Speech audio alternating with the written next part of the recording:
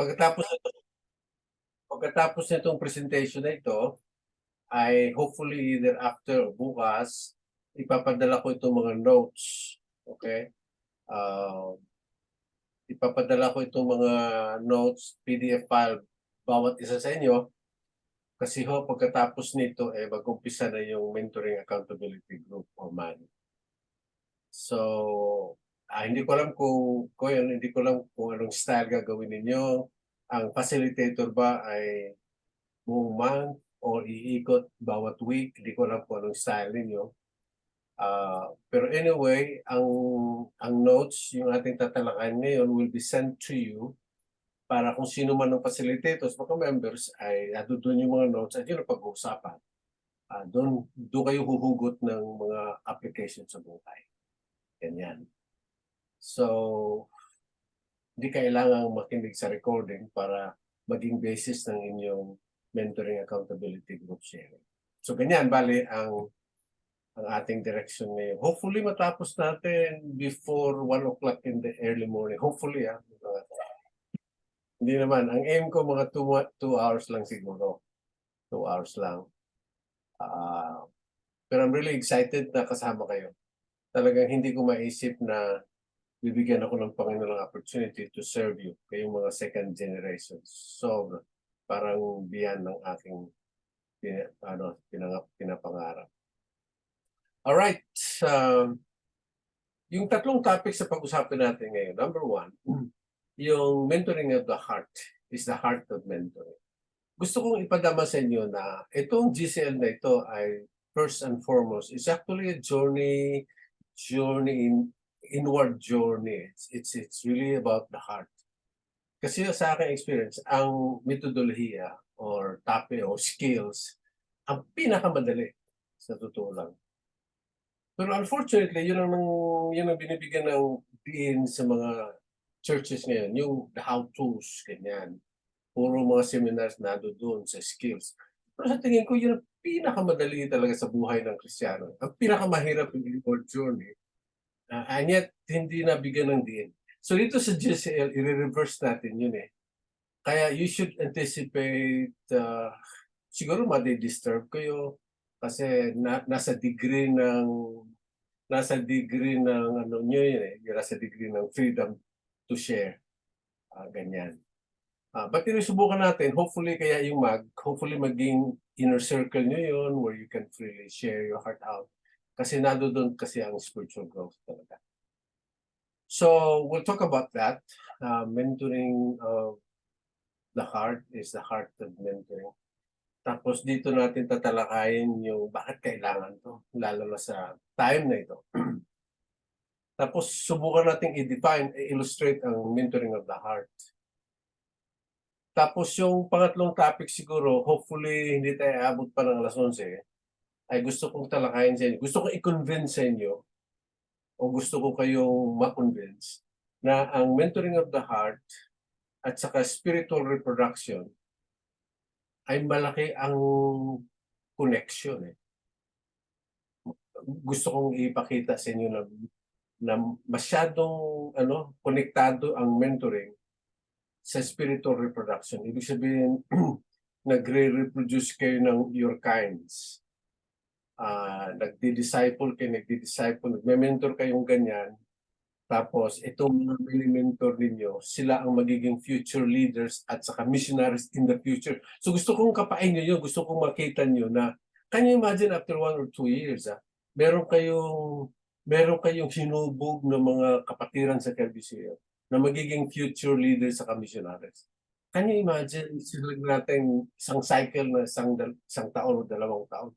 After about 4 or 3 years, meron kayong na-produce. Sobrang satisfying yun. Kaysa talagang puro activities lang. Tapos at the end of the year, decade, wala kayong masabing eto yung kaluluwang nahubog ko. Sila magiging future leaders ng KBCF at sila magiging future missionaries natin. So, it's the possibilities and it's really hindi ko lang mind-boggling ba nun. But talagang yung excitement na you reproduce yourselves in your kindness, just in the first place, yun naman talagang heritage nyo eh. Ganyan. So yun ho ang bali preview. Bago next month sa November, ay pag-usapan natin yung Module 1. Alright? So let's dig into it. Tingnan natin. Yung unang topic ay mentoring of the heart is the heart of mentoring. Alright. So, ito naman ay tayo naman ay magkakakilala na kung sakasakali lang, no, meron kayong gustong itanong para bang hindi pwedeng palalampasin. Kinakailangan i-raise ko yung questions. Gusto ko lang i-guarantee sa inyo na napaka-welcome yun. Gusto ko din ilahad sa inyo na you can actually raise questions or even disagree with me. Mas gusto ko yun para ma-crystallize yung aking mga convictions. So don't be intimidated by my age, ha? So don't be intimidated. Gusto ko lang yun, yung feeling, kung sakaling mayroon kayong lakas na loob na magtanong, mag-question, ako gustong-gusto ko yun. Kasi when people ask questions, okay, ganyan. So, okay lang ba yun? Binibigyan ko kayo ng license to raise questions. Pero do it gently naman. Huwag naman yung garapalan. Give you respeto sa nakakatanda. Yung parang ganyang style. Okay. Okay, so so enough for that. So, tingnan natin etong unang topic na pag-uusapan natin. Mentoring of the heart is the heart of mentoring. All right, you can take notes and then and make some points, whatever notes or feedback you like to give. Okay. Bakit gano'n ang topic? Mentoring of the heart is the heart. Dahil sa profile ng mga leaders. Now, ang definition ko ng leaders ay hindi lang pastors, kundi yung merong spiritual responsibilities. Kung halimbawa, nagdi-disciple ka o kaya meron kang pina-follow up ka or head ka ng isang committee, etc. Yun ang definition ko ng leaders. Na hindi lang pastor, hindi elders deacon. Yung mga taong mayroong spiritual responsibilities. All right. So I have been serving the Lord for the past 47 years. So familiar ako sa buhay ng mga pastor, sa mga leaders din. All right? So suriin natin yung invisible side of the leader's life na bihibihirang makikita ng mga members. Alright? Na mayroon kasing gumagawang survey, although ang survey na ito ay sa North America, pero nakikita ko na ang laki din ng similarities, kahawig sa situations dito sa ating bansa. Kasi nga siguro, kasi calling din naman yun, the same enemy, the same struggles, ganyan. Siguro maaaring magkaiba sa percentage. But generally yung profile ng leaders na behind the scene na hindi nakikita ng mga members ay totoo. Okay, I'm not going to go through the details. Parang lang ito, parang summations. God intends to build yung inner being ng kanyang mga lingkod. Yun ang kanyang intention talaga. Pero sa experiences ng maraming mga leaders, ang laking balakid ang ministry. Imbis na ang ministry magiging isang paraan para sila ay mahubog sa wangis ng Panginoon, abay naging balakid patuloy.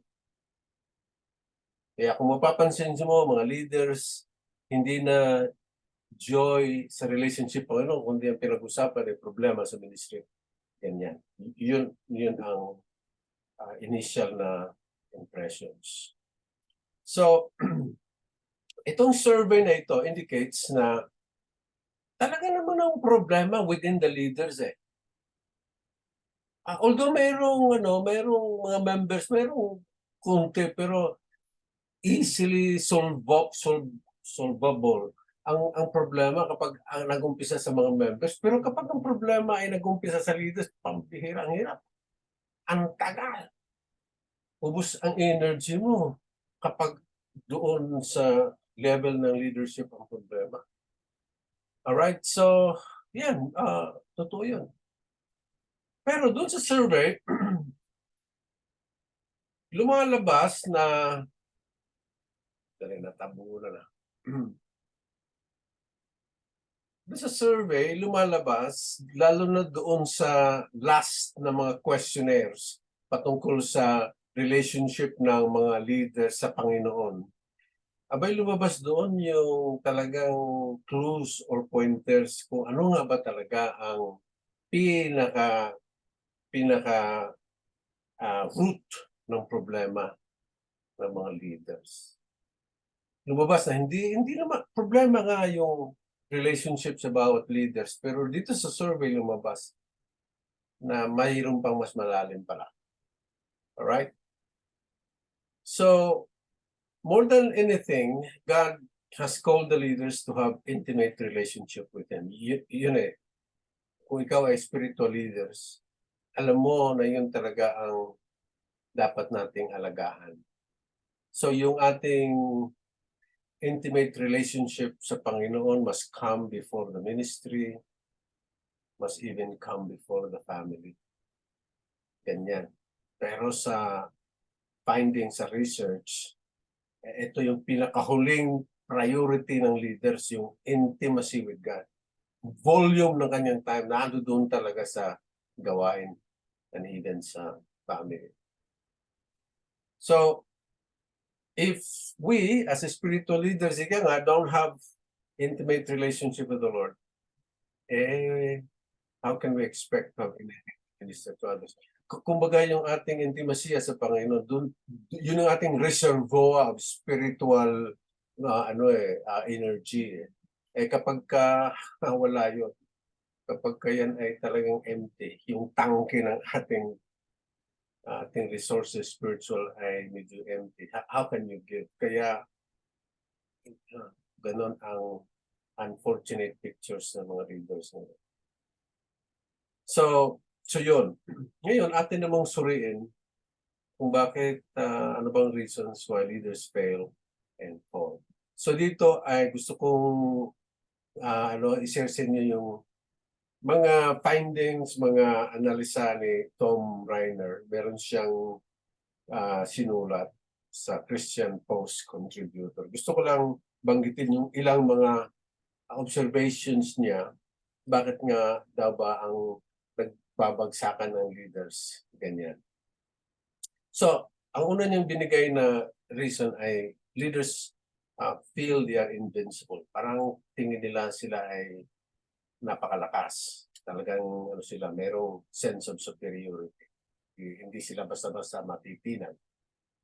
Although good leadership requires a level of confidence, kaya kailangan din naman talaga yun. Pero yung confidence na yun, dapat may modifier doon, yung godly confidence. Hindi ka confident dahil sa education mo o kaya yung iyong abilities, hindi yung tinatawag na godly confidence. Kinakailangan sa ministry yun. But when the confidence moves towards arrogance and sense of invincibility, ayun na, disaster is almost always to happen. Kapag mauwi doon. Alright, so dito sa mga taong ganito, hindi nila kailangan ang mutual accountability. Hindi nila kailangan eh. Lakas ko naman eh. Ang galing ko naman eh.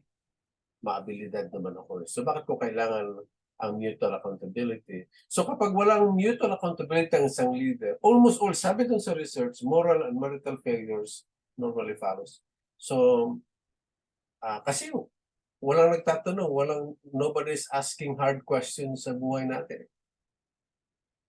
Kaya minsan, kapag ang isang leader na walang mutual accountability ay kandidato talaga, it's only a matter of time. He will soon crack it. Ganyan. So yun, kapag yun ang nangyayari. So they always see themselves as the smartest person in the room. Yan. Lumalabas yan sa istorya, sa mga salita, kung ano-ano mga lumalabas yun. Madaling ma-detect yung mga taong akala mo sila lang ang matalino. Ganyan. Wala naman sigurong ganyan sa KBCF, no? Mga humble naman kayo. So, maaaring irrelevant nga ito sa inyo, TBC. Yung pong pangalawang reason, sabi ni Reiner, they are paralyzed by fear. Ito naman yung sa kabilang, kumbaga, the pendulum swung to the other side. Yung isa very confident, yung isa naman ay paralyzed by fear. Some leaders have almost no confidence. Lumalabas yun sa kanilang, pag may mga issues, ang hirap gumawa ng decisions, kasi takot takot gumawa ng decision, baka magkamali, baka palpak. Ayan, so, yun, they don't want to be blamed, ganyan, they don't want to be appear na, so, parang siya masyado, parang playing safe parati. And they are more likely to have decision-making sa multiple levels, sa committee. May mga issues na ganyan. Dali na sa committee, pag-usapan kung ano-ano. Yan, ganun ang nangyayari. Wala siyang, para ba siyang, tingin niya sa kanya, wala siyang wisdom na ibibigay sa Panginoon to deal with particular issues. Kaya pagka ganyan, imbis na kailangan ng isang linggo para ma-desisyonan, maabot ng isang taon. Kasi nga, committee o ano-ano, taga. Some of these leaders were great in the past, napakagaling nila. Siguro, alam niyo yun, siguro sila mga pioneers, etc. ganyan. Pero hindi sila lumago para silang nag-stagnate. They are leaders from another era, sabing ganyan. Hindi na sila relevant. Kumbaga, they are analog leaders, tapos nagpa-function sa digital world. Talagang magkakagulo nga naman. Yung pangatlo, very interesting, they fail to dream. Daw ang isa sa mga reasons why leaders simply fail or fall or simply nag-stagnate. No? Leaders who fail often fail to dream. Parang ang leaders ay hanggang doon lang. Para silang walang pangarap dun sa kinabukasan. Their world is the immediate task at hand. They do not take time to dream the impossible nor to see what can be. They only deal with today and never dream about tomorrow. Yung mga ganyan. Okay na to, 150, okay na to, okay na ganyan. They don't think na meron pang possibilities in the future na pwedeng gagawin ang Panginoon sa kanila. Yung pang-apat, at maaring very real ito, they have a sense of entitlement. Some of these leaders act as if their position of leadership is totally secure regardless of their performance. Yun. Nauna ako dito matagal na ako dito ako nag-umpisa dito mga ganyan ang mga arguments. So, ganyan ang kanilang impression. These leaders treat others in the organization like means to an end. It's all about them because they feel they deserve a special treatment. And then, pang-lima, they have a sense of victimizations. Other leaders fail because they see themselves as victims. Ito naman yung isa. Parang ganun ang kanilang damdamin. They cannot function as true leaders because they spend so much of their mental and emotional energy feeling sorry for themselves. Ganyan. Meron silang tinatawag na victim leadership mentality. They believe that they are not allowed to enjoy life. Ganyan. Naghihirap, no? Kapag ganito. But meron mga leaders na ganyan. Alright, church leaders fail at the same rate. Ito yung nakakabahala kasi sabi ni Reiner, yung church leaders daw fail at the church leaders in church fail at the same rate and for the same reason sa business leaders. Kanya kinukumpara kung bakit bumabagsak o nag-fail yung mga secular leaders saka religious leaders of church. Nagtataka siya. Halos walang pagkakaiba. Bakit kaya? Ito, this is something. Sabi nga, hardly walang difference. Sabi niya, because our church leaders look to the business world for lessons on leadership. That is quite an interesting observation. Nakita niyo yun? Tayong mga leaders, tumitingala sa business world para doon kukuha ng pattern of leadership or style of leadership or defining leadership. So yung mga leaders tumitingala doon imbis na sa salita ng Panginoon. Ayun. Kaya kung bakit bumabagsak ang ganyan mga leaders sa secular, ganun din ang leaders kasi nga ang pinagbabasihan ng mga. Hindi ko alam ha, pero talagang ang churches ngayon parang na talagang corporate na no? Parang religious club. Mga ganyan. Nakakabahala in a sense kasi kung titignan mo yung mga style of leadership, ah, almost sobrang katunggali sa mga biblical principles. Yung ganyan. So Ed Switsky, sabi niya, the failure of a church leader is tragedy. But today, it's not surprising since the leadership models that many churches follow are from the corporate models. They seem to produce high failure rates, just like the business world. Now, that is really a heart-searching statement. Hindi ko alam, wala pa akong, ewan ko lang sa experience ninyo kung totoo. I think the corporate world or leadership, itong mga to has invaded the local churches. Kaya tuloy yung biblical principle of leadership hindi na masyado nakikita sa mga churches. So what can you do? How can you avoid just becoming another one of these statistics? So ito ho yung aking nakikitang pwedeng consider para ma-rectify yung yung ating leadership kung bakit tayo bumabagsak. Number one, meron talagang need for accountability. If we build around us an inner circle of wise and responsible friends to whom we have given the right to always speak honestly, we can be open without losing our sense of dignity. We need to remind ourselves of the importance of keeping a close circle of friends and counselors, people who know us well enough to spot trouble before it arrives. Yun ho ang purpose ng accountability. Yun po kung bakit ang GCL, isang once a month lang tayo magkakaroon ng input, biblical principles and truth. Pero during the month, meron tayong accountability group trying to apply what we have learned and apply that to our hearts. Kaya ando dun yung tinatawag na accountability. I like the principle ng MAG dahil trying to resolve the problem before the problem happens. Yun ang isa sa mga powerful advantages ng MAG. So huwag rin yung i-miss talaga yung MAG. Please don't. Kung halimbawa ay hindi kayo magkakatugma sa schedule, do not cancel it. I-reschedule nyo lang. Pero huwag nyo i-cancel. The GCL has been going on for the past 5 to 6 years, maybe 6 years. Talaga, kung walang mentoring accountability group, the GCL would simply be like a seminar. And I don't want that to happen. Kaya, I have been asking you to, yung tawag noon, yung requirements to be part of GCL. Dahil ibang level po ito. So please take note na napakahalaga ang mentoring accountability. Imagine mo magkasama kayo ng isang taon or perhaps even more. So grabe ang friendship diyan, grabe ang anong tawag dito, yung balitaktakan diyan, grabe ang tawag dito, bukasan diyan. Ako napaka-sweet, napakaganda talaga.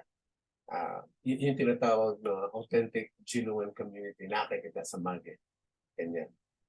And this accountability group is your mentoring group. It is based in mutual mentoring relationship with other pastors or leaders whom you can enter covenant with. All right? And this should be a mutual trusting relationship where you can openly talk and pray for each other without fear that the other leaders will gossip about you. So hindi ko alam paano ginroup ni Makoy ang MAG. Hindi ko alam on the basis of familiarity. I hope hindi ganon. I hope talagang friends but not too close enough. Pero merong room talaga for trusts. You build yourselves from that from that level and then you deepen as you move along. exciting po talaga itong month na ito. I have seen lots of leaders have been transformed, changed, at ang impact ay grabe talaga. So, Jesus never built an organization. Ganun din si Paul. Pero they built relationship within the community of two. So, GCL is just that. Kaya nga kung unti lang tayo, hindi tayo mass, tayo ay few. Kasi relationship is not mass-produced. Talagang ano lang mo. Pero ang impact nun ay grabe. So, the aim of this mentoring relationship is Christ-likeness. Ito si John Stott, marahil kilala nyo. Siya ay isang Anglican pastor. Pero nung bago siya namatay, dami niyang, he's a scholar, right? He's a pastor. Dami niyang librong sinulat, komentaryong ganyan-ganyan. Sobra talaga. In fact, sa kabisi niya, hindi nakakalimutan niya mag-asawa. So, binata siya. Pero ito yung kanyang sinabi.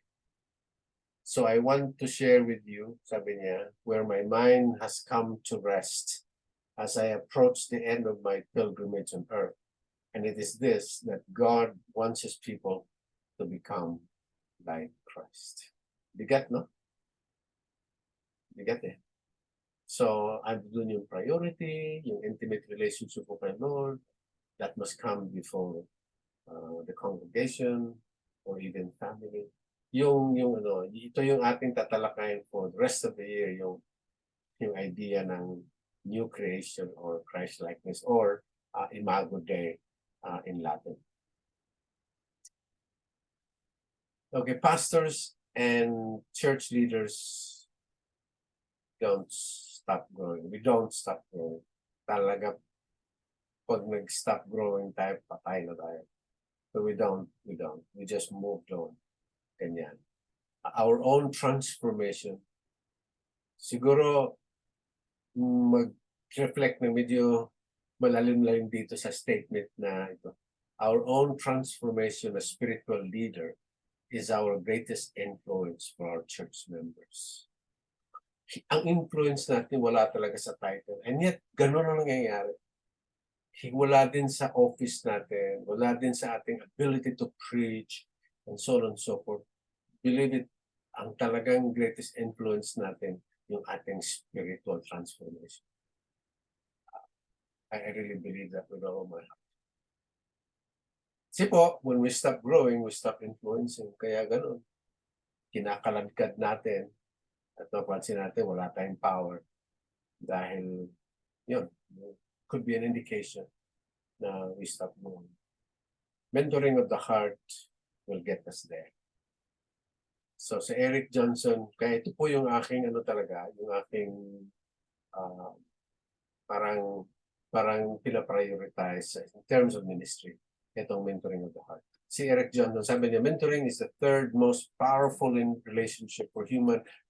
mentoring is the third most powerful relationship for influencing human behavior after marriage and extended family. Grabe, no? Pangatlo, the third most powerful in terms of influencing human behavior mentor. Kasama sa mentor din pala ay mga teachers. Kanya ang influence ng mga teachers, mga pastors, mga teachers, ganun katindi. Sa buhay ko talaga, I have been greatly influenced by my teachers. Kaya sa Davao, dito sa church na pinapastoral namin sa OBC, halos lahat ng mga kabataan, encourage kong magturo, magkumuha ng teaching. Kasi sobra talaga ang influence. Ganyan. Kaya we have to maximize that yung natural influence natin as mentors, as a spiritual leaders. Mentoring takes time and requires company of friends. Talagang hindi po pwedeng mag-iisa. Company of friends. All right, so mentoring of the heart is the heart up. Okay? Any complaint? Any reactions? Any feedback? Hala, mukhang inantok na kayo? Huwag muna kayo. Kaumpisa ko pa lang ako. Huwag mo kayo antok. Any thought, any comment before I move to the next topic? Agree ba kayo? Hindi. Agree po. Agree? Ay, salamat. Sino nagsabi nun? Si Billy? Sino nagsabi nun? Si Benjo po, Benjo. Okay. Hello, Pastor Jan. Hello. Agree ka daw? Totoo ba yun? Yes po, yes po. Actually, I've seen yung sa corporate regarding to sa Excuse leadership. me, medyo pwedeng, magparamdam ka naman. Medyo buksan mo nga yung Ay, video. sorry. Sorry po. Yeah, Medyo okay. nawawala kasi yung net eh. Yun po. Pero anyway, yan po. Kung malinaw naman. Alright. Yan po, Pastor Jan. Good evening po. By experience, no, tama naman po yung based dun sa study, ano yung mga reason why leaders failed, even in corporate world. So, na-observe ko naman po yun. Yun nga po yung... Ako po, honestly speaking, one of the traits doon, yun yung weakness ko. Yung medyo takot. Takot to gamble kung ano. Oh, okay. Okay. So, very... Ano po ba to? Kumbaga, I need to motivate na yung gagawin ko is a win-win. Parang ganun. So, isa po yun sa mga trait na nakita ko dun sa why failing. So, siguro yun nga rin, prayer na through this course, ma-overcome din. So, may kanya-kanya tayong weakness eh. Hindi na Yeah. tell na we are strong. Yun po, isa rin po yun sa mga ano na especially in corporate world, syempre kailangan mong ibenta, i-market yung sarili mo sa mga boss. So, syempre kung hindi ka confident enough na, yes sir, I can do that, we can accomplish this thing, ganyan, ganyan, and so forth. So, hindi ka mapopromote or something. Okay. So, ganun. You are giving a great expectation dun sa mga boss, no? Especially for the manager. So, yun lang po. Yung mga Thank you, Visual. Thank you. All right. So, any more? Yung medyo lalagnatin kapag hindi magsasalita. Pwede na ako mag-proceed? Okay, so let's, tingnan natin yung next na topic.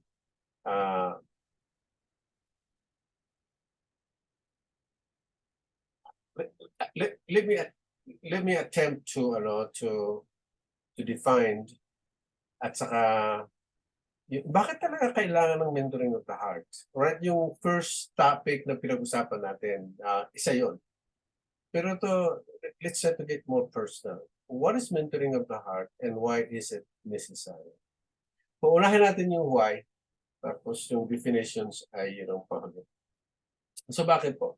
Bakit mahalaga ang mentoring of the heart na hindi naging focus sa mga churches ngayon? Bakit kaya? Bakit mahalaga ito?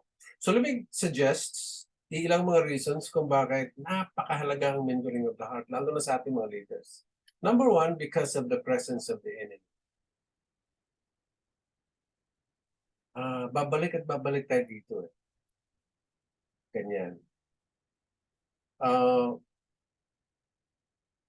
Hindi ko alam kayo nasa leadership. So, kapag mayroong conflict, minsan hindi sinasama si Satanas eh, no?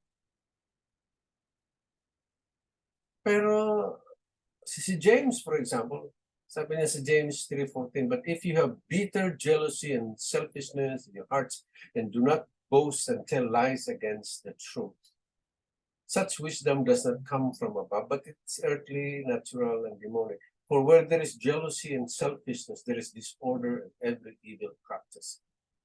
I think what James is saying, kapag mayroong conflict, may crisis sa leadership, different ideas or etc. like that, ganyan, pagalingan ng mga ideas, ganyan, na always a conflict. Hindi natin sinasama si Satanas. Minsan pa, huwag mo isama si Satanas sa discussion at ikaw may problema. May mga ganyan pa mga argument, ano? So, But the presence of the enemy in the leadership, nakikita kapag ka ang leaders ay nasa ganung situations. Ito, tingnan nyo ha, napaka-normal ha, Luke chapter 10. Alam niyo po yung Luke chapter 10, sabi ng Panginoon sa kanyang 70 or 72, humayo kayo, ibalita niyo yung mabuting balita. Abay, pagkatapos ng ganun, accountability, bumalik yung mga disciples na ganyan sa kanya, tapos nagbibigay ng report. Tingnan mo yun, no? Napaka-simple yung ng Panginoon, go and share the gospel. Pagbalik ng mga disciples, grabe, 17. Then the 72 returned with joy, saying, Lord, even the demons submit to us in your name. My goodness. So parang simply you go, you multiply. Tapos when the disciples were engaged in the actual sharing of the gospels, pambira naglalabasan yung mga demonyo. In other words, when we obey the Lord, especially in the Great Commissions, Satan and his demons have been threatened by the message and the obedience. Ganon katindi. What seems natural, pero it's really creating yung upheavals, so to speak, sa mga invisible world, mga demons na ganito. So, in other words, they try everything they can to stop us. Pero, ito, so the presence of the adversary, the presence, kinakailangan hindi po i-overlook. And pagka ganyan, ano bang antidote doon? Ano bang pinaka-remedyo doon? Una, he's called the devil. He moves around restlessly and stealthily, like a roaring lion to victimize us, no? He roars, pero kapag nakabiktima na, saka siya ngayon mag-roar. Ganyan siya, pero ano siya, yung stealth, talagang hindi mo mapapansin. Pero dumudungaw pala sa buhay natin yun. As the devil, he's also the father of lies, zero in truth. And lies kill, no? Like a murderer. So he lies to me both in the truth, and galing niya, no? May ito yung katotohanan, lalagyan ng kunting lie. Kunting-kunti lang. Di ba yung poison? Ilang porsyento lang ang doon, ang talagang yung poisonous na chemical. Napakaliit lang, napakarami talaga yung, pero yun ang sumisira. So he lies to me both in the truth I stand and perhaps especially in emotion. Grabe siya. So kung hindi ka kaya sa katotohanan, ay talagang aanin ka sa emotions mo. And that, to be honest, yun ang aking greatest challenge sa buhay ko. Because I'm a feeler. So I try to gauge sometimes sa favor ng God sa emotions. Ganyan. Pero grabe, itong kalaban. He's called the devil. He's also called a thief. His aim is to steal, kill, and destroy. Whatever we receive. Ano man ang tinanggap mo ng Panginoon, kapayapaan, gusto niyang nakawin yun eh. Yung joy na binigay sa atin, gusto niyang alisin yun sa buhay natin eh. The enemy wants us to be miserable people. The enemy does not want us to grow spiritually. Yes? So ito po yung kaya kinakailangan harapin. Alamin natin itong ating kalaban. And the enemy steals the word. Grabe, no? So, sa parable na yun. 14, sabi, the sower sows the word, and these are the ones on the path where the word is sown. Whenever they hear, immediately Satan comes as much as the word that was sown in them. Ganun ho ang gawain ng kalaban. Kaya kinakailangan maano natin. So what is the best weapon against the enemy? Sa aking tingin talaga po, ang best counterpart doon ay yung ating personal progressive transformation of life. Walang defense sa Satanas doon eh. If you grow in the Lord, walang defense talaga ang kalaban dyan. That to me, although mayroon siyang binabanggit doon sa Ephesians chapter 6, yung mga how to defend yourself against the wiles of the devil, ando doon yun. Pero sa ganang akin, it's still the issues of the heart. Kapag kayong puso mo ay nakadama na ng transformation, ay nako, mahirapan. Doon si Satanas nangangatal kapag ikaw ay lumalago. Hindi siya natatakot sa mga taong maabilidad. Pero nangangatal siya sa mga taong lumalago. Ganyan. So the best offense is Christ's image in me. Spiritual maturity enables me to know God's will. Diba? Romans chapter 12. Versus the devil's lies and live by it. And this is the best effective and powerful arsenal against him. So Christ likeness, yung tawag doon, yung image of God. Kapag nakalapat na sa atin yun ang talagang best na remedy para tayo may spare sa kalaban. Here, Apostle Paul. Si Apostle Paul ay napaka-hard, sabihin na natin hard worker siya, evangelist, church planters, and so on and so forth. Pero kung mababasa mo ang kanyang mga letters, lalo na sa Galatians, ang kanyang prioridad ay hindi talaga nawawala. Sa Galatians 6:15, sabi dito for neither circumcisions nor uncircumcision counts for anything. The only thing that matters. Pakinggan niyo po itong salita ni Paul.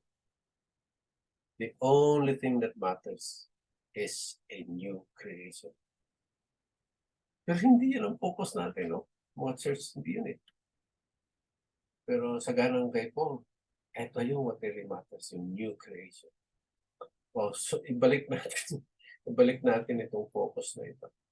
Yung pong pangalawa, kung bakit mahalaga yung mentoring of the heart, ay dahil skill without character results to short-lived celebration. Let me explain briefly kung ano ibig sabihin mo. Kapag ikaw ay maabilidad, magaling kang mag-preach, magaling kang magturo, etc., etc., mayroon agad yung celebration, palakpakan, pastor, talagang na-bless ako, talagang yung anointed ka talaga. And, pero kung skill lang at ang karakter ay hindi nakasunod, short-lived lang yun eh. Hindi magtatagal. Ibabagsak ka talaga ng kalaban. Kaya yung skill, kapag wala yung character, short-lived lang talaga.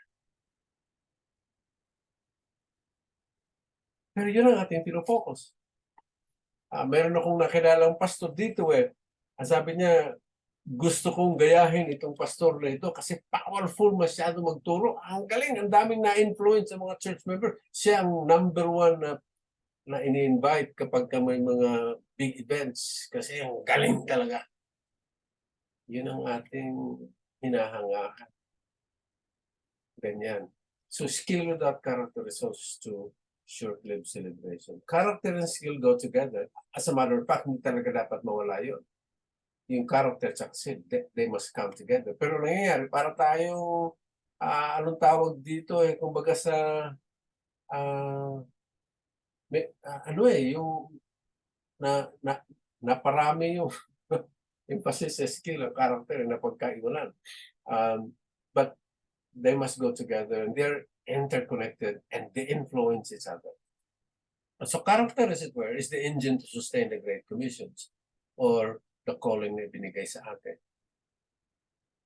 Kasi kung wala yung character, the skill walang staying power ang abilidad. Short-lived nga kaya sabi ko short-lived Wala siyang staying power. And so character sustains that.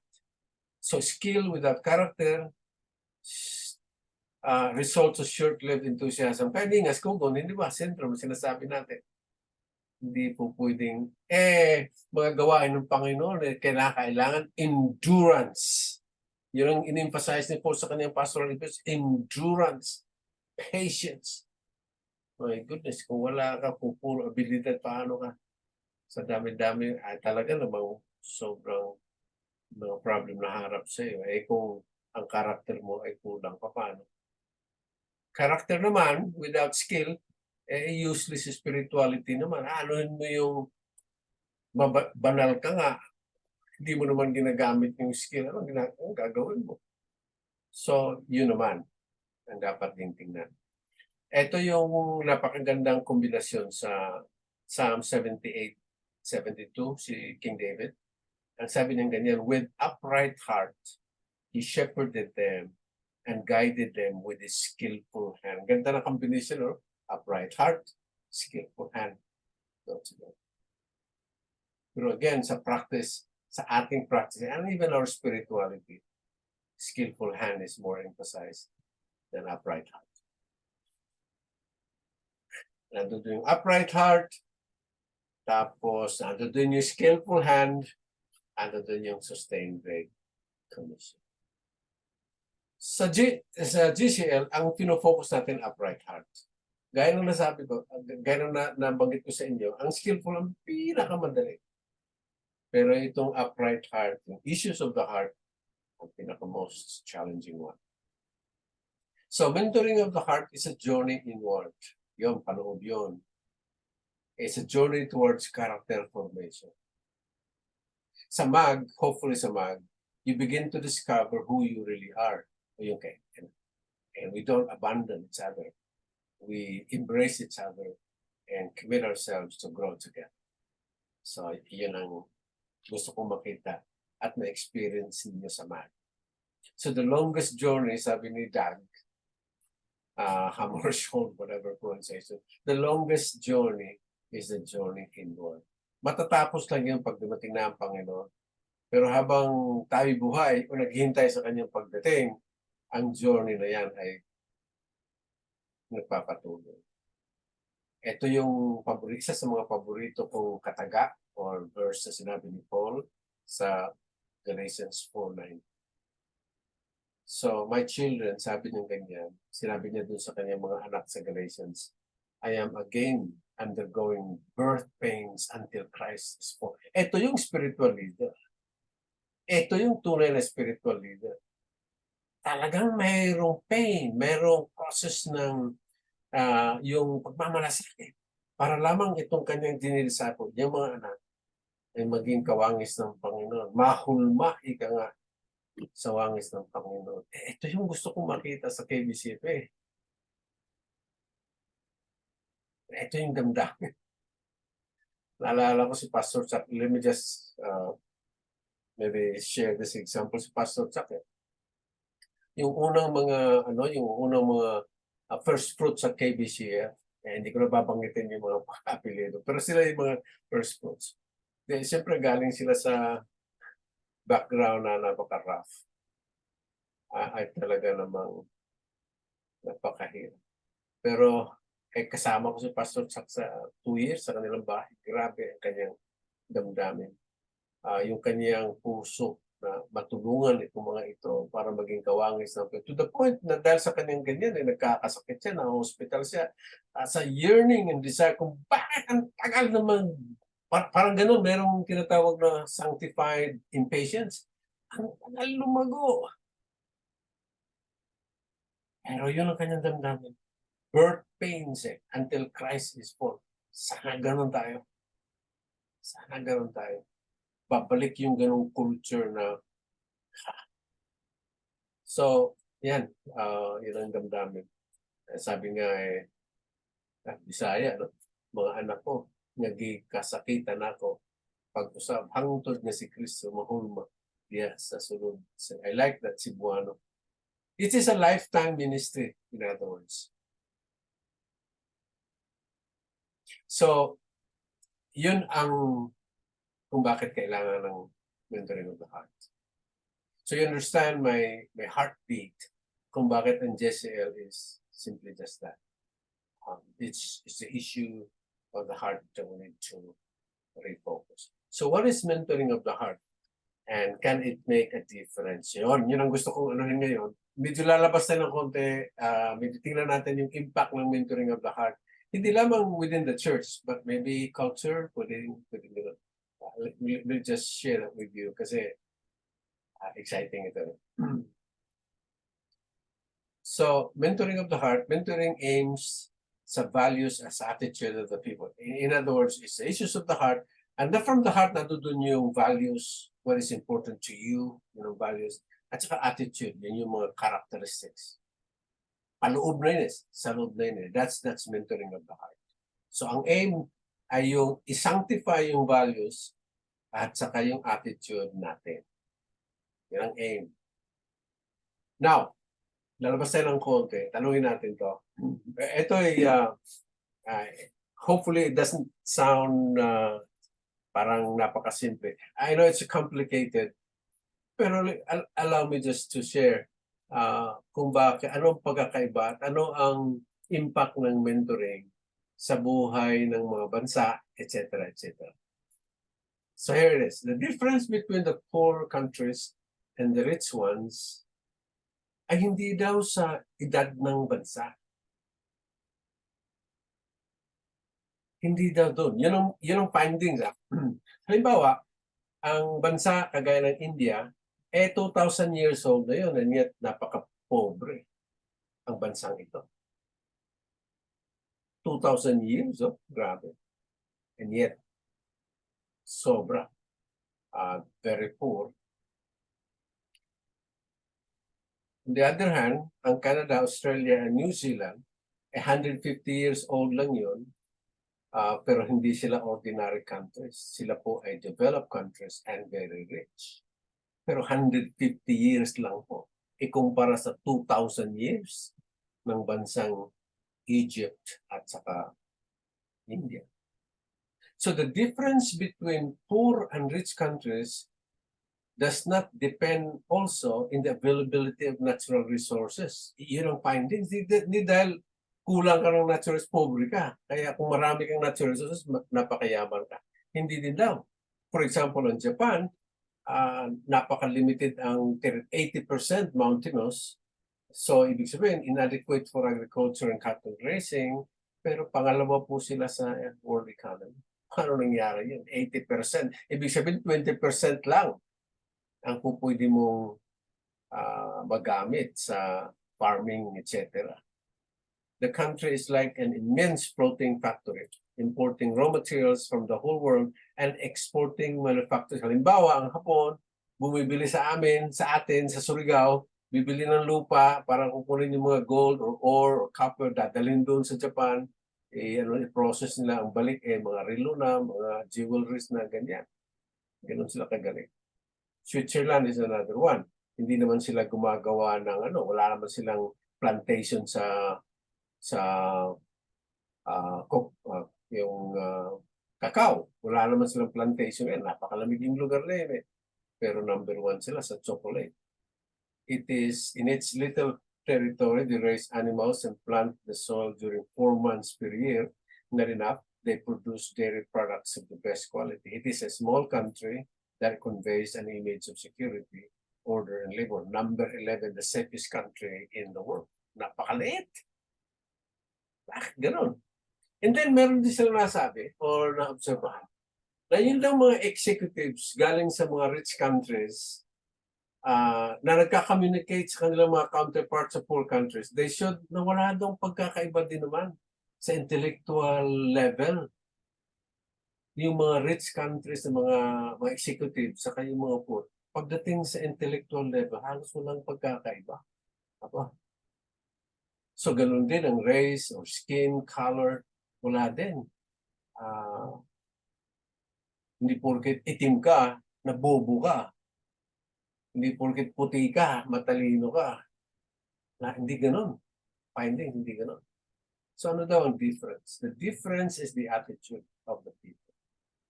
At yung attitude na ito, friend, along the years by education and culture. Very interesting findings and attitude eh. Doon pala nagkakatanong. So, sabi nga, if you want to fly with the eagles, you have to stop swimming with the ducks. That's attitude. So, yun daw ang pagkakaiba, yung attitude. On analyzing the behavior of the people in rich and developed countries, we find that the great majority follow the following principles in their living. So, ang kanilang sinasabi, kaya rich ang mga bansang ito, develop itong mga ito, dahil merong certain principles na common sa kanila, na kanilang ina-abide. But interesting. So, let's look at this. itong mga developed o yung mga rich countries, they follow yung ethics o yung moral principle, values, concept of right and wrong behavior as a base. Ibig sabihin, right and wrong, talagang may absolutes, no? Hindi nakadepende kung kumpare kita o malapit ka sa akin. Kaya kung pwede mo i-twist yung katotohanan. Sa kanila, right is right and wrong is wrong. Sumusunod. Pangalawa, integrity. Pangatlo, responsibility. They assume hindi sila anong tawag dito hindi sila tinatanggap nila yung kanilang responsibility, kumbaga. Hindi sila nag-blame kahit kanino. Number 4, respect to the laws and rules. Grabing respect. Sa atin, suggestion lang. Kapag pula, pag walang pulis, diretso ka. Suggestion lang. Sa kanila, pula is pula. Ganyan. And number 5, respect to the rights of the other citizen. Grabe ang kanilang respect ng other mga tao. They work hard, they love to work, and they strive for savings and investment, matindi, no? Will super actions, and then punctuality. Ito yung 9. Ewan ko kung bakit hindi 10. But 9 yung mga katangian, principles na ina-abide nitong mga ano na ito. Kaya nagiging progressive yung kanilang. In poor countries, only a minority follow these basic principles in their daily life. Interesting. We are not poor because we lack natural resources or because nature was cruel to us. Hindi po yun. We are poor because we lack the will to comply with and teach these functional principles of the rich and the bad. As I said, para siyang oversimplification kasi sociologically meron namang maraming hindi naman ganun simple yan, complex.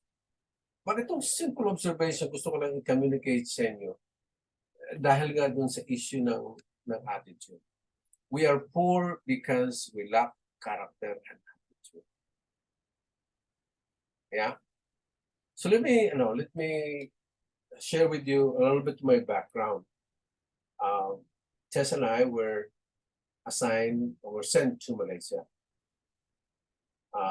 And East Malaysia, that's Borneo ngayon. Meron isang lugar doon. Sa Borneo, na highland na ang tawag ay Bacalalan. And Tess and I have the privilege of visiting this place. Pero nung dumating kami doon, ibang-iba na kaysa noong mga several years before. Kasi itong Baclalan na ito,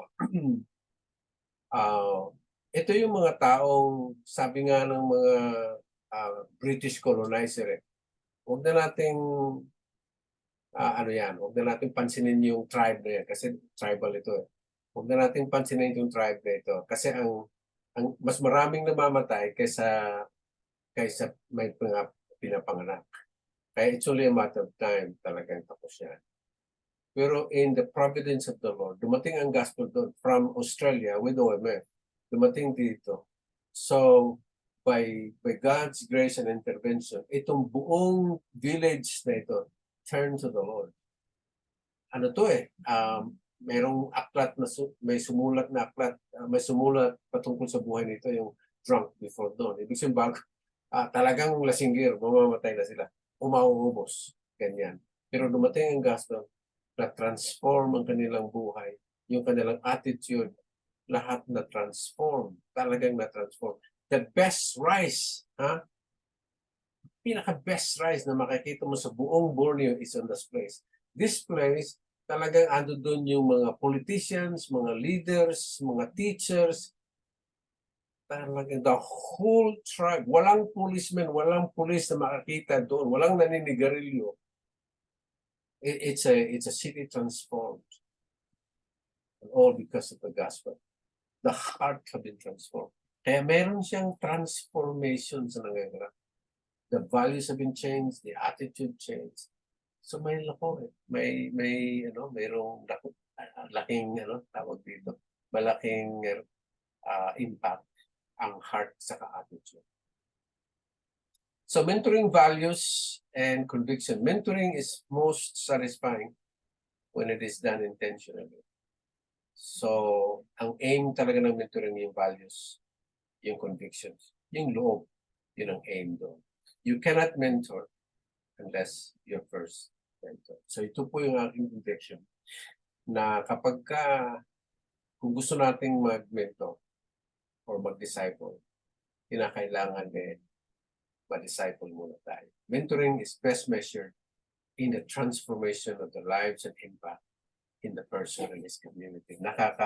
Meron po akong maraming experience, hindi naman marami, may mga critical experience ako sa Pulagon when I was in college with the whole street literally transformed because the young people have been transformed. Kaya napakalinis din yung lugar na yun. And that's perhaps another discussion yun. Pero ang best measurement talaga yung tao at yung community. May effect sa community eh. Ang laki. So, let me share with you yung true to life experience. Kilala ni Jezreel ito. Let me share the story of this woman. Ang pangalan niya ay si Angelita Bata. We fondly call her Yen Yen. So, about maybe 5 years ago, nakatanggap po siya ng award at binigyan siya ng Gawad Jeannie Lopez Bayanihang Filipino Awards. We influence her or tawag dito we strongly suggested to her na ang kukunin niyang course ay teacher or teaching. So yun nga ang kinuha niya. Nung kumuha siya ng board exam, she was number 2 sa board exam. Ganyan. And then she was, kasi sa University of Mindanao siya nag-graduate, so she was asked to teach. Ganyan. Pero 6 months lang. Kasi ang puso talaga niya yun ay magturo doon sa Manobo. Yung tribal sa Davao del Norte.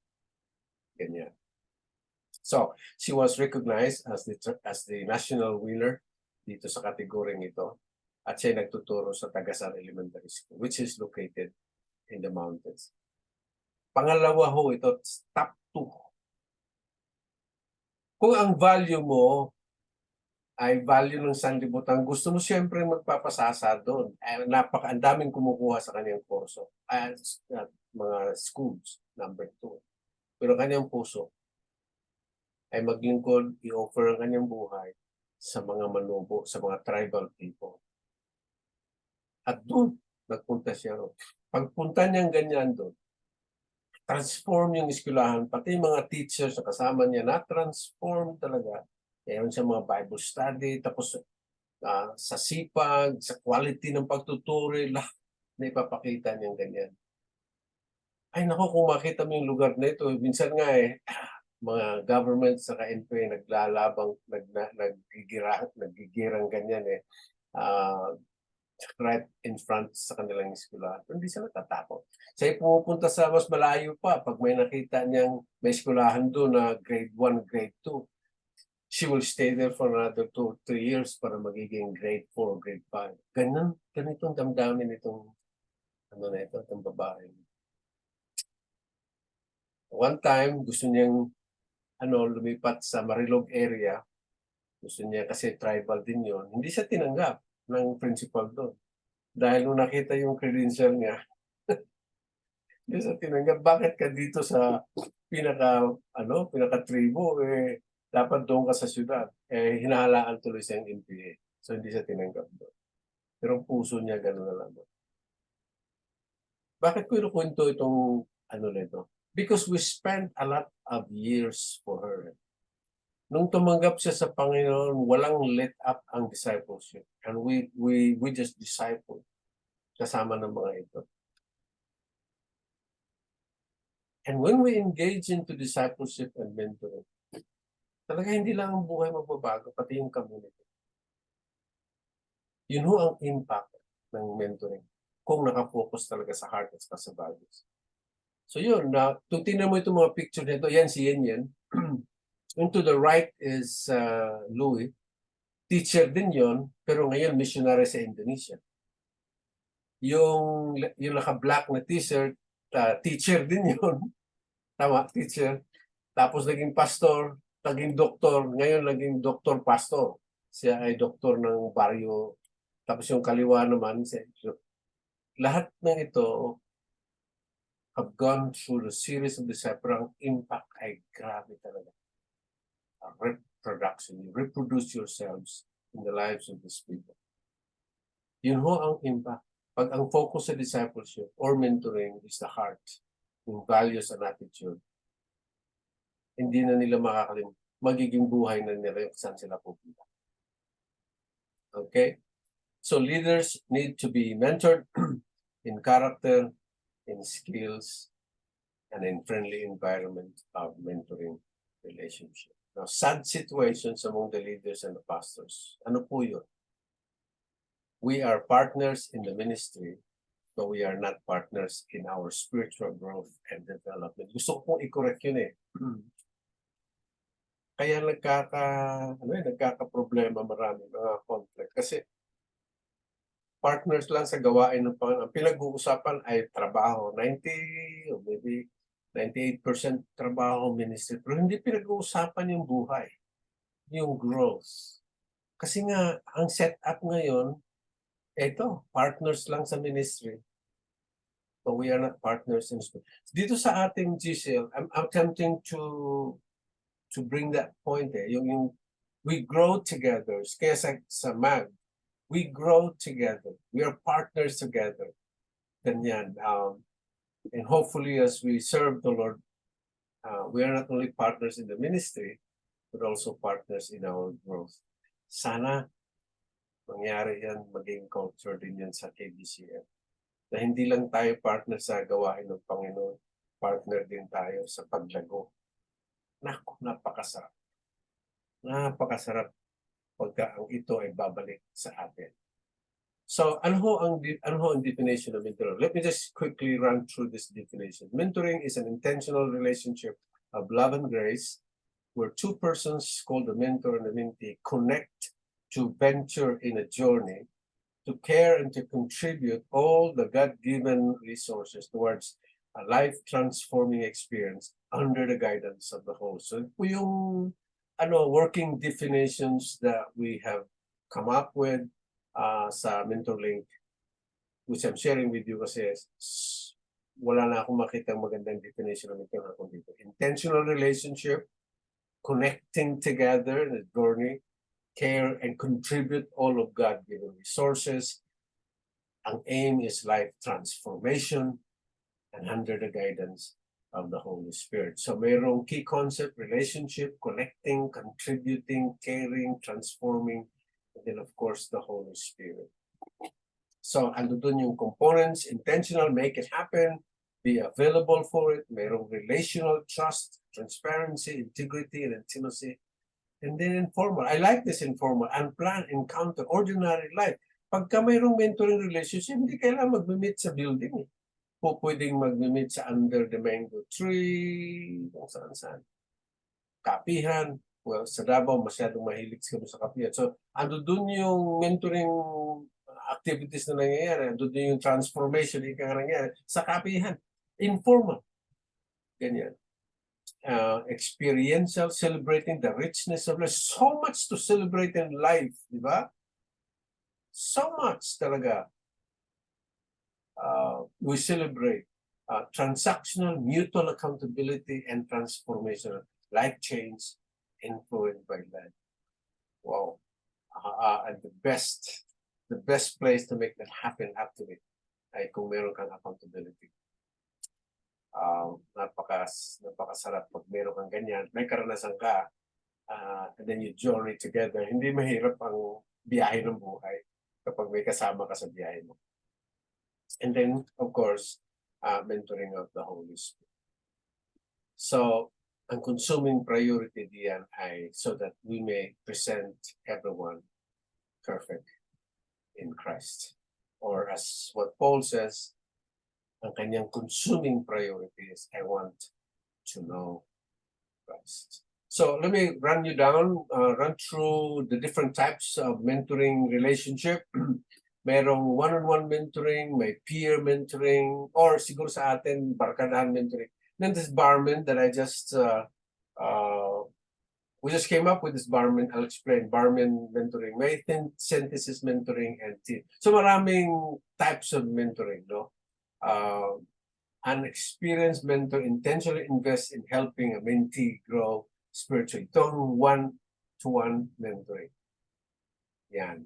And group mentoring naman, a mentor is assigned to a group of mentees who will meet regularly. So yun ang group mentoring. May naka-assign, tatlo, dalawa, yan ang mentoring. Then there is a barman mentoring. People who are in similar situation come together to learn from each other. And it can take place between two people or in two group setting. Magbarkadahan. Barman means barkadahang mga mentor. Mga mentors na ito, pero they don't stop being mentored, they mentor one another. Kaya barman ang tawag doon. I have that. Napaka-exciting din po ito. Here's the mentoring sentence. A mentee has several mentors who each focus on passing on a specific competence in their domain of expertise.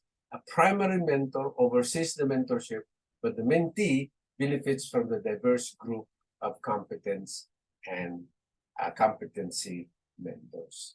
Merong team mentoring. A mentor comes along, establish a team, facilitate their team, ganyan. And I have a team. I have this is, ito yung team ko, si Nelson at saka si Louie and others. But ito po yung aking core team. Ito po yung aking sandalan. It's a beautiful life if you have a team of mentors. So different ways mentoring relationship happens. Merong informal mentoring, a natural mentoring relationship that is loosely structured and based on personal initiatives of the mentee. Kaya may mga ganyan hindi kailangan organized. Talagang dadalang ko lang bigla, then mentoring takes place. Then there's formal, structured, and GSL is one of the example of a structured mentoring. Then meron ding electronic mentoring. Ibig sabihin, you can do mentoring through online. I have done that. I have a group in Finland and also in Malaysia. Ganyan. You can easily do that because of the online thing. All right, so words of inspirations. If you are planning for a year, plant grain. If you are planning for a decade, plant trees. But if you are planning for a century, plant men, plant people. Mentor them. At talagang ang effect noon ay generation. Mentoring relationship must start with our family. Let me just, gusto ko lang emphasize yun. Anong saysay ang mentoring mo sa mga church kung hindi po nag-umpisa sa family? So, mentoring relationship must start with our family. Alright, so may mga learning task. Ito naman notes na ito ay ibibigay sa inyo. So, during your mag, please, you can do this. Para siyang personal reflections in your mentoring experiences. Like, who were the persons who greatly influenced your life? Name 2. What were the greatest contributions in your life? 1 each person. How did they influence your life? And what lessons did they show you about leadership development? All right, identify issues and areas of your life that needs mentoring. Pwede niyo pong pag-usapan yan. And these are just suggestions. Okay. So yun po ang damdamin ko patungkol dun sa mentoring of the heart. Let me just, one more topic and then we'll have discussion tayo. Gusto ko lang tapusin itong next na topic na.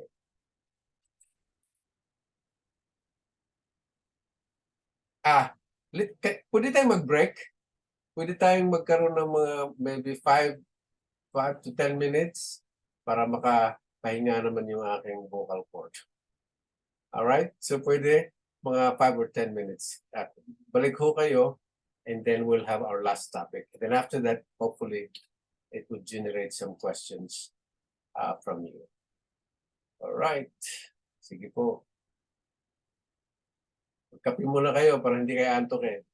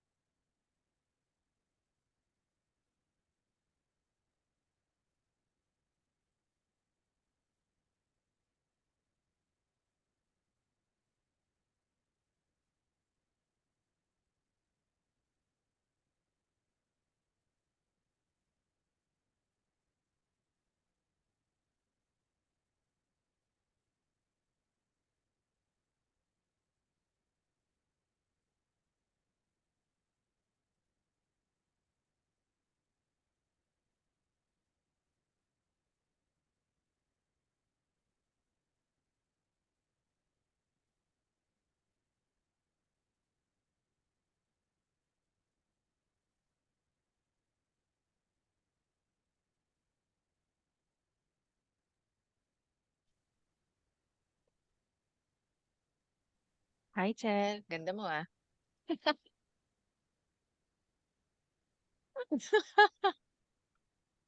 Inunahan mo ko. Uy, si Ate Ruth. Sabi ko Sumisilip. sana. Salamat po. Ganda naman ng babae na yun. Uy, grabe, recorded to ah. Ay, Recorded nakaiya. Ay, oo nga. Ganda-ganda naman ng discipler na yan. Baka maraming makaalam.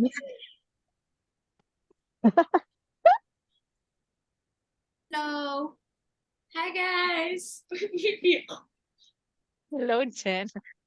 Hi, Jenny. Sunan. Hi Tita Ruth, I love you. I love you too. Hi guys.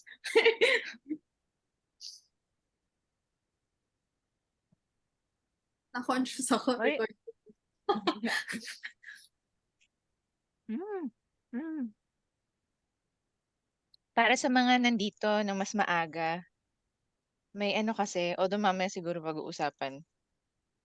On a rare occasion, darating kasi si Daddy dito. For the first time post-COVID ng November.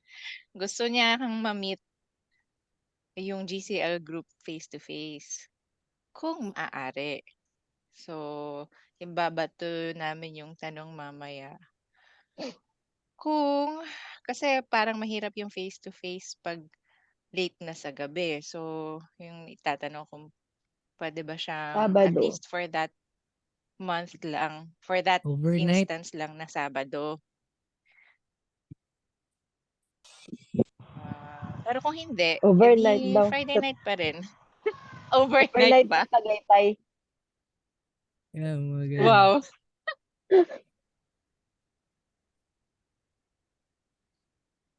Will make time. Pinag-heart si Benja nandyan. Overnight daw. Yeah. Wala tayong ano, no? Wala Okay. tayong mga may bahay bakasyonan na. Ano yung overnight na yan? Ah, Wala. Ano yung mga chismis na yan? Joke lang po. pag-usapan namin dad yung ano, yung pagpunta nyo dito sa next month. Oo, sana magka-fellowship tayo, no? Mhm. Kahit sa KBCF lang, oh. Ay, wag sa KBCF. Dapat informal. Tama yun, Tagaytay. Mukhang maganda yung Tagaytay, ah. Sino ba nag-suggest noon? Para ikaw. Hindi sa Tagaytay? Sa akin po. Kasi Benji. Ikaw ba, Luke? Hello po. Lucas, hindi ka pa nagsawa, kakaalis. Oo nga po eh. Ano ba, kahit- Luke? Nasa ano ka ba? KB? Hindi po. Nasa bahay po na ako ngayon. Nasa Kanina, bahay. nasa pauwi. Okay, start na tayo. Mag-alas 10 na. Sige po. Lahat na ba ay present? Ganito muna gawin. Present po. Gawin muna, bago tayo mag-umpisa ay mag-Kodak muna tayo. Kasi baka magkakalimutan eh. So, bukas nga ang inyong mga video dyan. Kukuha lang ako ng picture. Magkakabit lang po ang camera. Uy, nandiyan na si Renfred. Hi, Ren. Yan. Kakauwi lang po. Mahirap talaga ama at saka may yung anak na talagang doble ang trabaho. Ano, Reverend? Okay. Okay, so we'll see. Sino yung si Lucas? Lucas, paki-open naman. Look, ang nakikita ko KBC Soup. Si Ivan. Yung KBCF po si Ivan. Ako po yun. Wait lang po. Nagkakabit po ang camera. Ayan. Yung itang ano, yung itang Yung KBC. isa po si Ivan. Ivan, Parang madilim yata sa kanila. okay. Magparamdam ka naman. Okay, ha? Mukhang hindi yata tayo narinig. Okay. Medyo smile naman kayo na parang hindi alas 10 na ng gabi. Yan. Okay, ready, go. Yeah, okay. Good. Yung last na topic natin, ano lang naman, brief lang naman ito, pero meron akong video towards the end. So hopefully matapos tayo ng 10:30. I mean 10. Okay. Gusto kong i-communicate sa inyo na yung mentoring at saka reproductions ay talagang ang laki ng connection. May talaga, may direct connection ang mentoring at saka reproduction. Gusto kong i-visualize ninyo, ito parang pangarap din. So we go through 1 year. Hindi nagmamadali kasi ito yung philosophy ko dito na hindi nagmamadali, it's a process. Kasi ang ating gustong dito yung knowledge, tapos magkaroon ng conviction, tapos magkaroon ng passion, and then obedience. Okay, hindi lang siya knowledge, kundi talagang darating tayo sa point na convinced tayo, tapos meron tayong passion and obedience. So gusto kong i-visualize, imagine nyo halimbawa, pagkatapos ng ating GCL after 1 year or 1 year and a half or so. So, papasok ka sa phase 2 Ang phase 2 is reproduction. So in other words, pagkatapos itong together, we're mentoring each other. After 1 year and a half or so, you're going to pray and enlist 3 members from KBCN na iyong imi-mentor.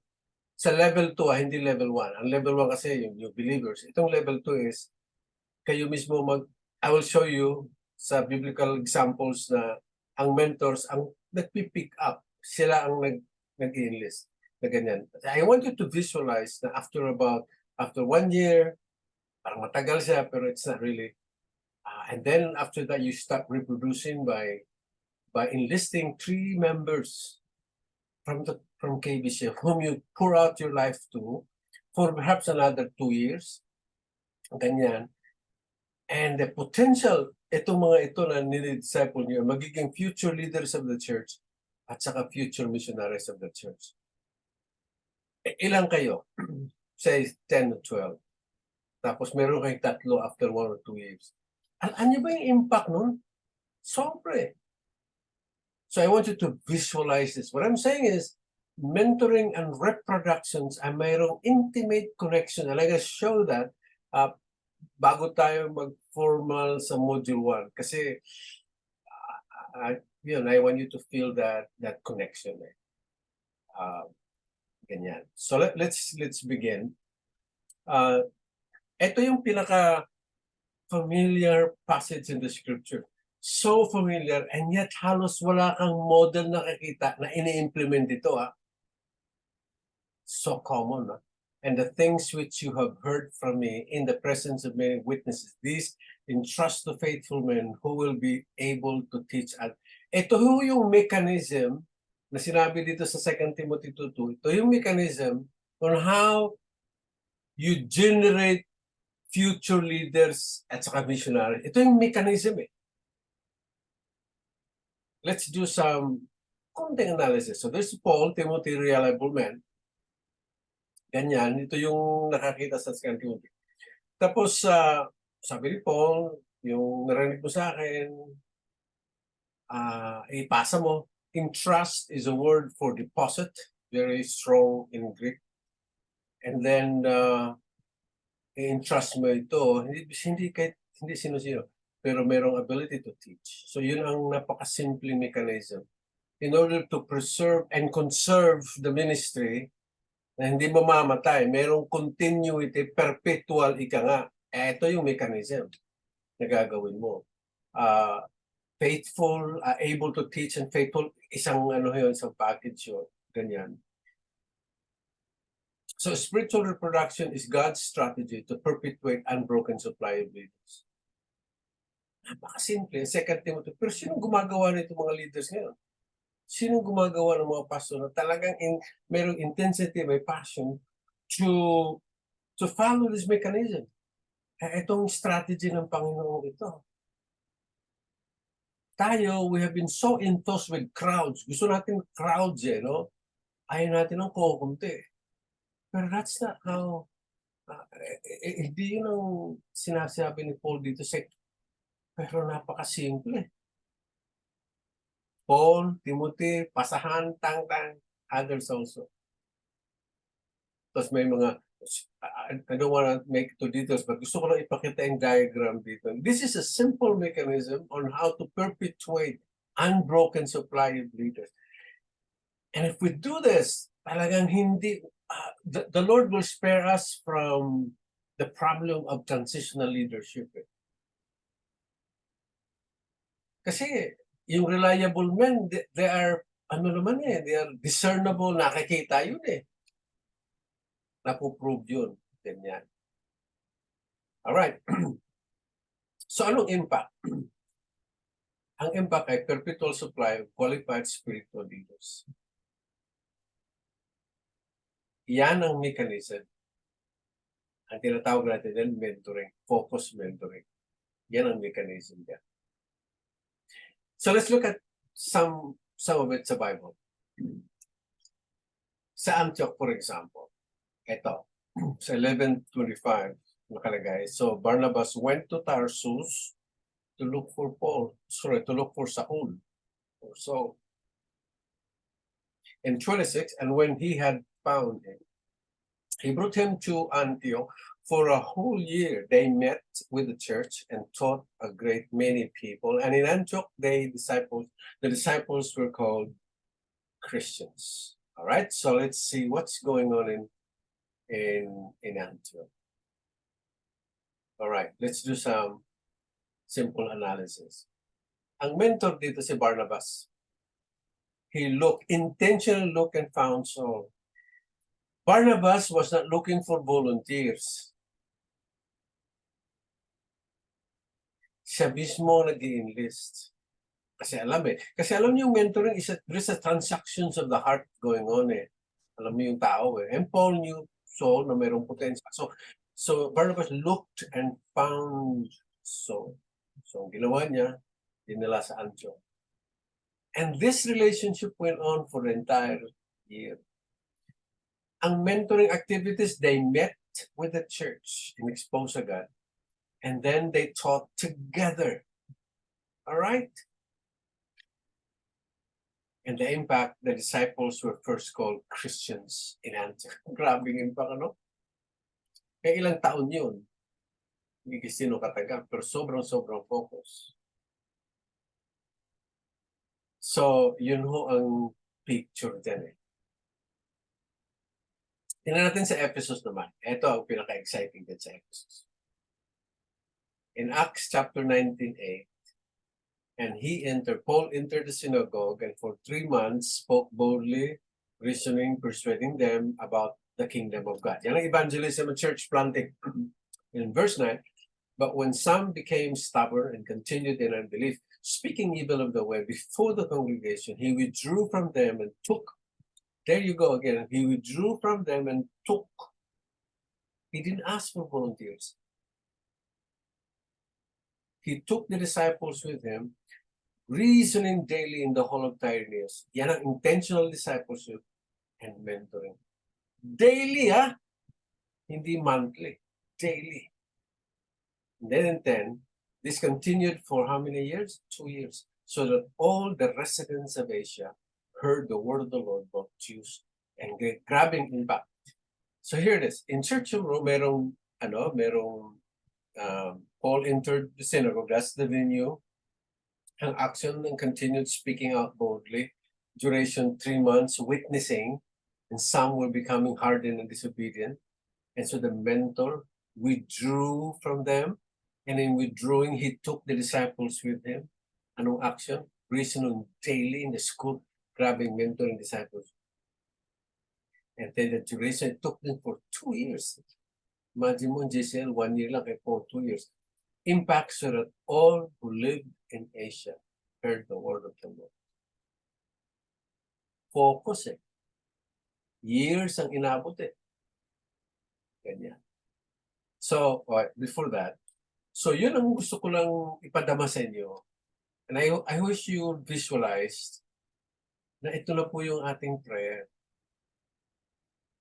Magpipray na tayo na you will reproduce yourselves in the lives of, huwag na kayo mag-ambisyon ng 20. Tatlo lang ang ambisyon ninyo, ang pagpipray mo. That you can mentor for a certain period of time,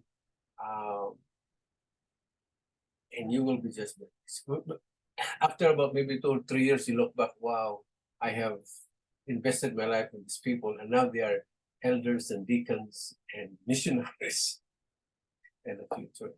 Di ba napaka-satisfying yun?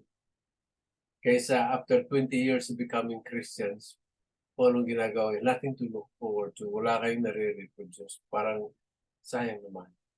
Sayang naman. So I wish dito sa GCL now that we are a family, I wish you start visualizing yourself, reproducing yourself, future missionaries, future leaders of the church. Pagtapos na ang time natin, may maiiwan tayo. So, now, meron isang video gusto kong ipakita. This will be end, so to speak. And I hope the video would inspire you to dream. Hindi nga dapat envision maybe is the best word. That you're gonna reproduce yourself. But it would require some conviction, passions, and focus. Okay, let's watch this. Wait hindi ko pa yata na-share yung sound. Ano ko muna yung sound.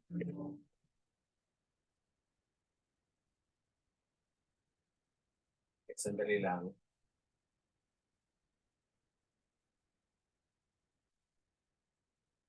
Stop muna ako Stop muna ako. Share ko muna yung sound. Okay.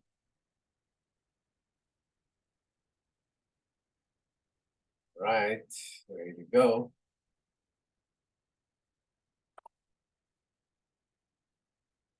Take notes, no? Try to take notes, then maybe you can share that during your mag.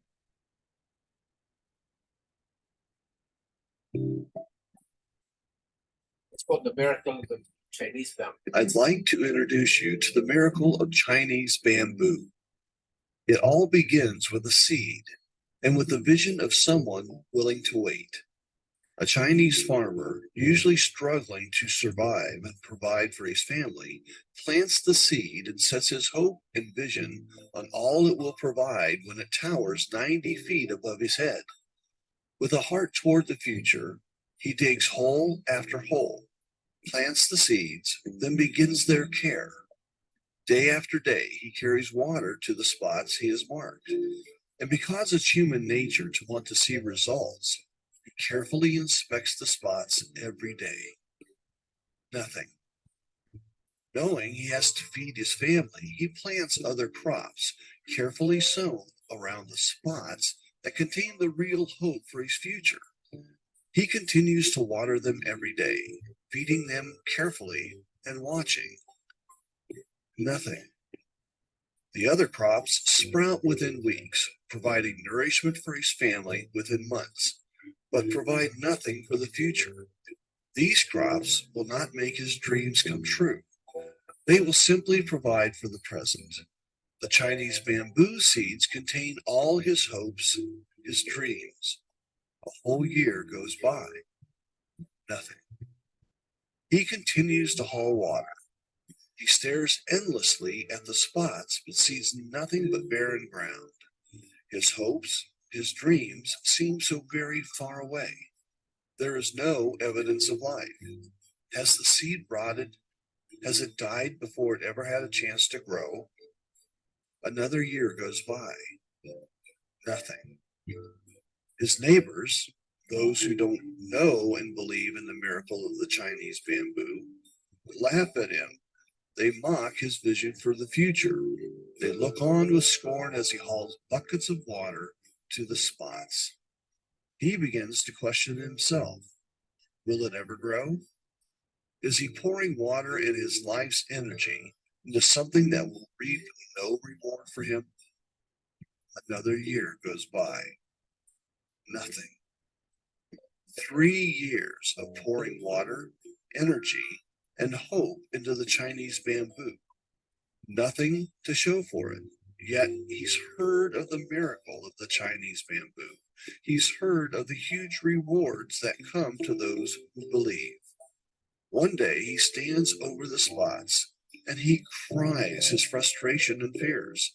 The spots reveal nothing, the barren ground seeming to mock him, yet the wind whispers hope to him. He sighs and hauls yet more buckets of water. Another year goes by. Nothing. 4 years. 4 years of hoping, wishing, and diligently tending his dream. Surely the miracle will happen now. His neighbors have quit laughing. They no longer even care. Yet they talk quietly among themselves of the farmer who isn't quite right. At this point, the farmer isn't even sure. Yet he's fallen into a habit, so he continues to water the spots. He continues to feed them. It's simply what he does now, with no knowledge of reward, just the simple, now unspoken hope that life resides beneath the spots he so carefully tends. Another year passes. Nothing. 5 years. The farmer is tired of hauling buckets, tired of growing and tending so many other crops to feed his struggling family, tired of trying to keep his dream alive, tired of seeing no results day after day. He stares hopelessly at the spots. There cannot possibly be life after so many years. He must have watered them wrong. He must not have fed them correctly. If only he had done things differently, there would be growth. Despair rocks his soul. 5 years he has poured into his dream, into his hope for a better future. His dream mocks him. The vision of a better life for his family melts away under harsh reality. Tears fill his eyes as he grabs for the last hope residing in his soul and slowly lifts the bucket to pour water onto his dream. After 5 years, he realizes it would be folly to give up. Then comes the morning when the whole village is jolted awake by the cries of joy from the farmer. They watch startled from their windows as he runs down the dusty road calling for his family to come see. As his family races back up the road after him, the rest of the village pours from their houses to see what has this crazy farmer so excited. They find the family clustered around the spots, talking excitedly. From the edge of the road, they can see green sprouts thrusting out from the barren ground. They seem to be growing before their very eyes. The farmer is dancing. The miracle has happened, he cries. The miracle has come. The spots become the place for everyone in the village to come, watching in amazement as the bamboo grows and grows and grows. 5 feet, 10 feet, 20, 30, 40, 50, 60, 70, 80, 90. In just 6 weeks, the bamboo has grown 90 feet tall. 5 years of nothing, and now this. 90 feet in 6 weeks. It is truly a miracle. The farmer stands to the side. He is aware all his dreams have come true. The harvest of the bamboo will provide all he dreamed of for his family. The bamboo that will replace what is harvested, springing forth from the deep roots forming during the last 5 years, will provide for generations to come. He also realizes the lessons he has learned are far more valuable. He learned to plant a dream. He learned to do the daily things that would make it a reality. He learned to ignore those who said it couldn't happen. He learned to push past his own fear and doubt and keep taking action. He learned to have faith when there was no reason to have faith. Now he smiles every time he walks through the village. Everyone is hauling buckets of water to their own spots. Gazing over at his towering 90 feet tall bamboo, they know what can happen because of him. Because of his willingness to blaze the trail and make his dream come true. What about you? What are you willing to do to make your dreams come true? How long are you willing to work? How long are you willing to take action? How long are you willing to push past your fear and doubt? How much faith and belief are you willing to have? I hope your answer is one that will help you achieve all you dream of in life. As you continue to dream, do so knowing that someone believes in you enough to. Okay. All right. Sabi nga ni Apostle Paul, I took pains, parang birth pains, so that this will become like Christ. So ganyan ho, mentoring. Sana you start thinking, visualizing, na actually kayo po ang, I want to say this, kayo po ang hope sa future leaders and missionaries eh. Reflect niyo po yung video na yon. I'll probably pass it on to you kasi masyadong malaking blessing. Mentoring is not, it's not an easy ministry kasi buhay eh. Hindi siya program. Buhay siya. So, may emotions, may problems, you must carry. Pero grabe ang impact. Talaga. So, I hope you understand where I'm coming from, ganyan. My prayer and my hope is that you will reproduce yourselves and change the complexion of KBC. Hindi naman madali, hindi rin naman maiksi ang panahon. But I hope you are like the man planting the bamboo tree. Ito naman ay gawain ng Panginoon. Ito ay promise din ng Panginoon. So, yun po. Thank you for listening. Next month, we'll talk about Module 1, which is returning to our spiritual roots as leaders. Ganyan. Okay. Any comment? Any words of wisdom or encouragement, something before we close in prayer? Mac, paano nga pala? Gusto ko sanang, kaya pa ba?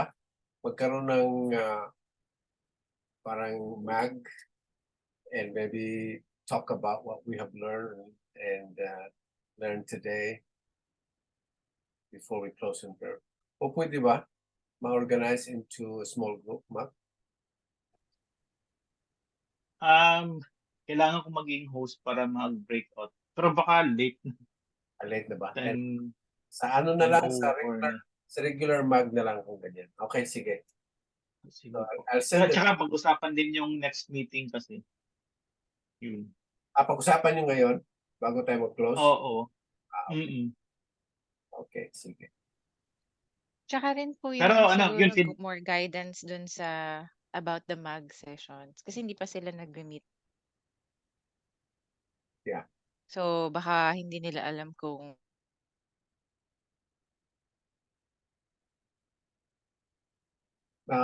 Meron namang instruction doon. Tama ba? Naipadala ko ba sa inyo yung instruction guidelines on how to facilitate the mentoring accountability group? Naipadala ko ba sa inyo yun? meron sa mga handouts nung last time. Yun. So nandun naman ang gawin lang niyo siguro ay mag-decide kayo this month sa October kung gawin ninyong weekly ang facilitator or monthly. So halimbawa ngayon, isang tao lang in charge sa magpa-facilitate sa mag. Next month, iba naman. You have to decide for that kung ano ang gusto niyong gawin. Although ang bias ko ay sana monthly.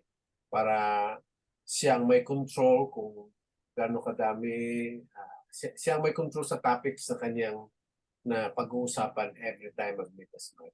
Yan ang advantage doon. Meron kang control kung ano katagal, anong topic emphasize and so on and so forth. Pero kung feeling ninyo ay matagal yun, so gusto niyo weekly, pwede rin naman. So gagawa po sila ng chat group. Doon sa akala ko chat group na yun, yung binigay niyo sa aking mag members. Di ba meron kang For the mag, for their own mag, hindi sila gagawa ng separate. hindi ko mag-get yung question mo. Yung maliliit na mag groups, gagawa po ba sila ng chat group Gagawa for sila. their own mag groups? Gagawa sila. Gagawa talaga sila kasi kahit na face-to-face or online, gagawa talaga for coordination. Mas madali For coordination. for coordination o lumpit sa ganyan. Pangalawa, kada mag na mag-meet kayong ganyan, kinakailangan ang facilitator magbigay ng mga 2 or 3 updates or summary report on kung anong pinag-uusapan doon sa inyong mag. Magbigay siya para we know what's going on, para that's the only way we know what's going on sa ating family. And also, meron akong kunting insight into what's going on into your lives as your mentor, so to speak. So, ganyan. And then take a picture and post it to ating GCL KBCF. Ganyan. So, doing that, we provide communication what's going on. So, gagawa ho kayo ng inyong chat group din sa kada mag. Kayo naman ay sanay na mag-facilitate ng cell group. I'm sure you know that. So similar siya, except na sa mag, sa discussion sa mag, nakaano talaga ang focus sa SPECTA. Meron doon may guidelines. SPECTA is a questions that will encourage you to really apply what you have learned. Halimbawa, itong session na ito. Okay, so kayo na lang bahala siguro, Jess, kung paano i-process itong mag kung monthly ba or weekly. Yung materials po, Dad, may tanong po si Benjo. Sige, Benjo. Pastor, ask ko lang po, dun sa mag, bali wala naman po kung sino man sa amin yung mentor or yung mentee. Wala kayong Parang support group lang po siya. hindi sa support group, it's a mentoring accountability group. Okay po. The idea being you are mentoring one another. It's actually peer mentoring ganyan. Walang mentor per se, but everyone is mentoring. Meron lang facilitator. So, siguro secure lang kung meron silang kopya nun, yung guidelines on mentoring accountability. Kasi nandun yung guidelines na sinulat ko. Tapos tama po, Dad, no? Merong every week, merong guide questions. No, walang guide questions, kundi yung notes lang. Halimbawa, 3 topics ang diniscuss ko ngayon. So, I will send that to you. Yun ang basis ng inyong pag-uusapan sa MAG. So, ang facilitator na ang mag-provide ng questions for the MAG interaction. It should, madali lang kasi application questions eh. Like, for example, itong topic na ito. So, you use the word SPECTA. So, the facilitator will simply facilitate. Okay, after clarifying an issue or two, then get into the application question. Dito sa topic na ito, meron bang sin to confess? I need to confess. SPECTA and S. Yung P, meron bang promise dito I can claim? Tapos yung E, meron bang example? May command ba na kailangan kong sundin or character ng God I need to appreciate. Then T is truth that I must believe. And then A is attitude that I need to embrace or attitude I need to change. So by using the SPECTA, talagang nakafocus sa personal application. You will be encouraged to So siguro hindi naman lahat yung expecta. Maaring 1 or 2 lang, maaring promise to claim ka, maaring send. Depende sa dating sa iyo when the topics were given. Okay. Question po. Kasi yung sa ibang GCL po, kasama kayo sa mga Magnas na groupings, 'di ba, na chat groups. Right. Isasama din po kayo sa lahat ng mag Ano lang ako, yung halimbawa, hindi naman, hopefully hindi lahat, but my prayer is that bago matapos ang taon, ay ako'y makadalaw sa inyong mag group. Kaya gusto ko din malaman kung anong day kayo nag-meet. At dapat din pala, kung pwede, mga mag, di ba gagawa kayo ng mag chat, isama niyo yung pangalan ko doon para makasama ako. So if I say, can I join with your mag? Huwag kang, ako, salimpusa lang ba? Nakikinig lang ako. Yung gano'n.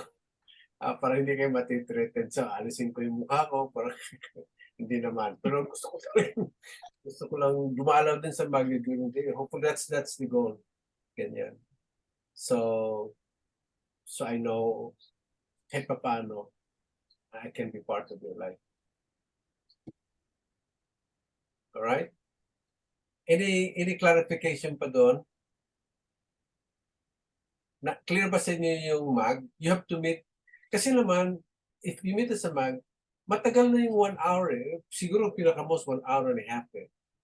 Unless gusto nyo talagang chika-chika, baka nga eh, mas matagal pa yung kapihan eh. Sa bagay, kung online, walang kapihan pala. Pero kung within the ano lang kayo, I will encourage you na face-to-face. Sobrang ganda din ang face. Although online, okay rin naman. Wala lang kape. Masarap pag may kape eh. So, please, or mismo right now, kung po pwede, gumawa na kayo ng inyong chat group, tapos isama niyo po ako doon. So, kung ilan ang mag? 1, 2, 3, 4, kalimutan. 4 ba yun? Koy? 5 po, 5. 5. 3 each. It's 3 each. exciting masyado, no? Then, doon kasama ako. Isama niyo ang sinong gagawa ng ano? Alam mo, suggestion ko, kayo na lang siguro ang unang mag-appoint kung sino ang facilitator for the month of October. Parang, yun na lang, para just to start up naman eh. Then after that, bahala na kung sino. Basta to start up, pwede na siguro i-appoint kung sino. Basta lang maumpisahan. Tapos Sige yung unang facilitator, siya din ang gagawa ng chat group ninyo. Mas maganda na may Yung pangalan. youngest yung i-appoint na. Yung youngest. Hindi. Kung Hindi, pwede, facilitator eh. kung pwede, bigyan niyo ng pangalan ng grupo niyo like San Pedro or whatever name. Huwag naman yung mag-A, medyo, bigyan ng pangalan na gusto niyo, katangian na gusto niyo. Okay, so palagay ko at saka Jess, kayo muna ang mag-appoint kung sino ang una na maging facilitator for 1 month. Ganyan. And then, kung sino man yun, gagawa siya ng chat group. And then, you decide agad kung anong araw at anong time kayo mag-meet. Yan ang first thing para ma-secure agad yung inyong meeting. I hope Sige you're po, excited. Dad. The mag is really the most exciting part. Siguro bago po, may iba pa po bang question on mag? Klaro ba ang mag? Eh, Okay. Alam na ninyo kung saan kayo, di may, ba? Pinadala mo, Mac, yung ano, no? Okay. Opo. may time pa po ba? Kasi mas better sana habang nandito lahat pag-usapan yung next month. Sa mga wala po kaninang break ng maagang bumalik. Nandito po kasi si Daddy next month. So, gusto niyo po, Dad, na ano, no, sa isang session natin ng mag, face to face, ano? Gusto niyo po sanang ganun. So, ang tanong, since since face-to-face, baka mahirap yung Friday night sa iba. Gusto lang namin malaman sa inyo kung Friday night pa rin ba kung face-to-face or pwede rin ba kayo just for next month? Ang Saturday ba, Dad, yung isang option? Pwede sa Saturday. Pwede sa Saturday. So, yun po yung tanong. Umaga, pwede rin. Kung kaya lang, ha? Halimbawa, yung mga kabitin nyo, kaya nyo pumunta sa ano? Kaya nyo? Ano pong day po? That Saturday, that would mean 11. Second week. 11. Yung second week ay 11. But so usually yung schedule natin ay second Friday. Friday. That's Ang iniintindi ko lang kasi marami dito nagsabi na Friday night lang talaga sila available. So gusto lang namin malaman if at least for one time next month, is it possible? Kasi baka mas mahirap sa inyo na kung face-to-face na gabi ng Friday. So next November 10 yung Friday. So yun yung regular natin na supposedly session ng gabi. Kung imbis na November 10, mas better ba kung face-to-face na November 11? Or marami po ba sa atin na hindi rin pwede pag Saturday ng araw? may ano po, youth fellowship po ng November 11. Ang youth fellowship ay hapon, right? Opo, perfect. Opo. 37. Maga po ba to gaganapan for Saturday po? Yun yung pwedeng option,